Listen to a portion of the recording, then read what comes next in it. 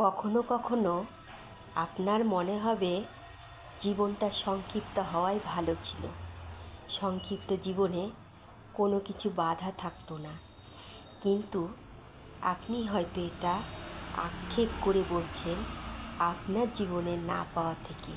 কিন্তু আপনি আপনার আশেপাশের দিকে একটু চেয়ে দেখুন তো, আপনার থেকে কত ব্যক্তি অসহায় আছে। তারা দুবেলা খেতেও পায় না, তারা ঠিকমতো হাঁটতে পারে না, কেউ বা চোখে দেখতে পায় না, তবুও তারা প্রতিদিন বেঁচে থাকার লড়াই করে যাচ্ছে। আর আপনি তো একজন সুস্থ মানুষ, তাহলে আপনি জীবনের কাছে হেরে যাচ্ছেন কেন?